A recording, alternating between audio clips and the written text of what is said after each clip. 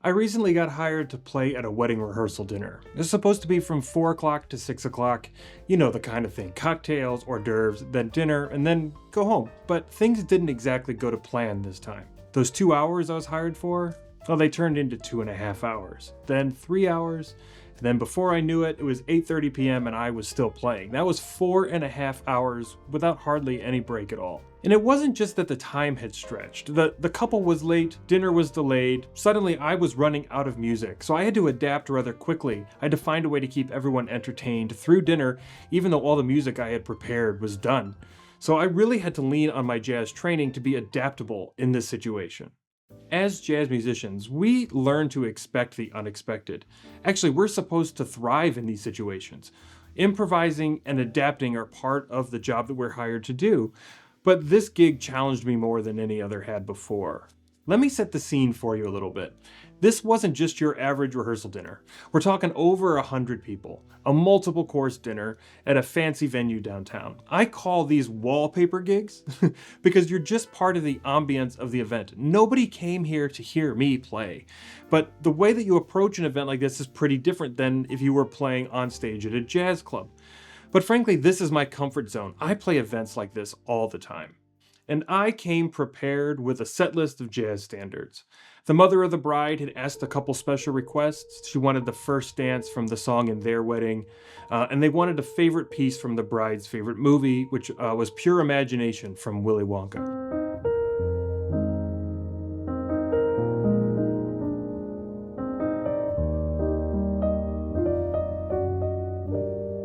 I sat down on the piano bench about 4 o'clock.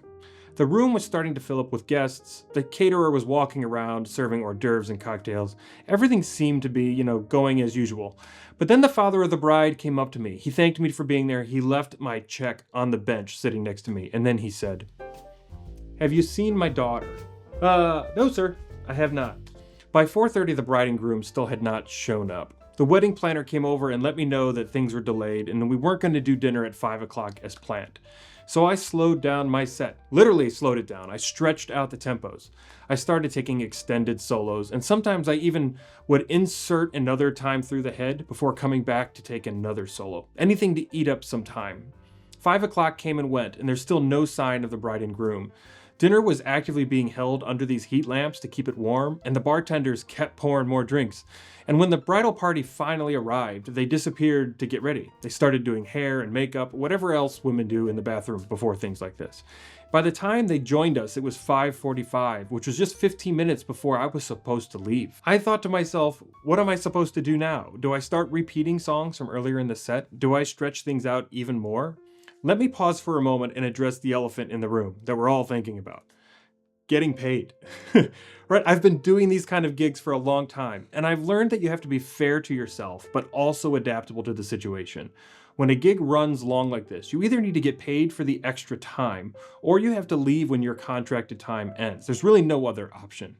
But leaving early is awkward, especially in an event like this, right? Plus, I work with this wedding planner and this caterer quite often, and I want to keep a good reputation with them so that they hire me for more gigs in the future. And I've been burned on overtime in the past, right? You get paid up front, but the event runs long. You end up chasing people for the rest of your money. It's uncomfortable. It rarely works out well. So now I give clients two options. Option A is I invoice you at a predetermined rate for any overtime once the gig is over. So I leave, I send them an invoice back at home later. The option number two, which is that you let me put out a tip jar instead of paying me for extra hours, and those tips become my compensation. We'll come back to the payment in a second. But by 6:30, the caterer still had not served dinner. The bride's father came up to me realizing that we were kind of running long, and he gave me a choice. Did I want to stop and leave? He wouldn't hold it against me, or was I willing to stay at the event and keep going? At this point, I was already stretching out the set list that I came prepared with, and I was going to run out of material. But I just smiled at him and said, "I could play jazz all day, man. I'm not going anywhere." He handed me a $100 bill as a tip, and he walked off. So I took a quick break, just long enough to center myself, and I came up with a game plan. I pulled the tip jar out and I seated it with that $100 bill that the father had given me, and then I sat back down at the piano.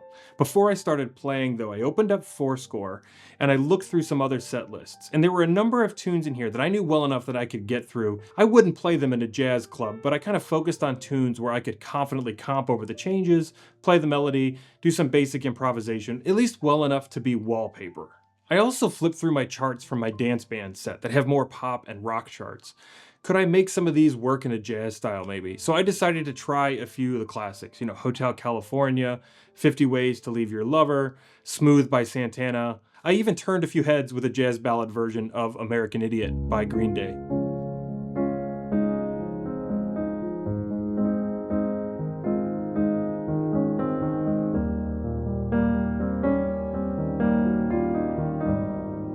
I had the most success with inventing contrafacts, though. So a contrafact is just when you take the existing changes from a well-known tune and you write a new melody on top of it that fits those changes.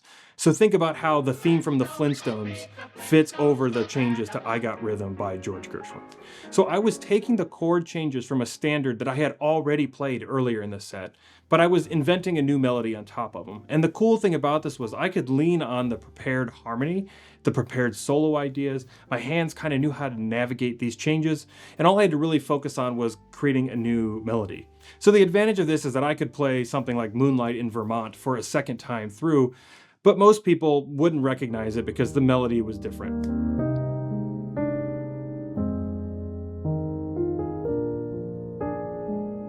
In jazz, we train to live in the moment and respond to the energy around us. Our performances only exist for one moment in time, and then they're gone as soon as we're done playing. So in this situation, I was really leaning hard on this training to ensure that nobody at this rehearsal dinner would even realize that I was faking it. Eventually, finally, the dinner began. The toast happened, people were eating. As soon as the dinner kind of wrapped up, people moved off into the other room to have the wedding rehearsal. The caterer and I shared a couple laughs and quipped about maybe we'll do this again sometime, but maybe not too soon. And you know what? In the end, that tip jar made this whole thing worth it. I ended up making more money in tips than I had planned for the whole gig itself. And afterward, I took $20 out of that tip jar and I treated myself to an Oreo Blizzard. I was sitting alone in a dark Dairy Queen in a suit and tie, and no joke, what was playing on the radio? American Idiot by Green Day. This experience reminded me why it's so important for us to have fluidity in our playing. We're not just following a script. We have to have mastery over fundamental techniques and concepts. I leaned heavily on my ability to read chord changes, to comp with good time, to use good chord voicings, to improvise using guide tones. So if you want to learn these fundamental ideas for yourself, you can take my Jazz Fundamentals course today. It's 40% off for the holidays. Or you can just click to watch this video next to learn about some really cool 2-5-1 substitutions.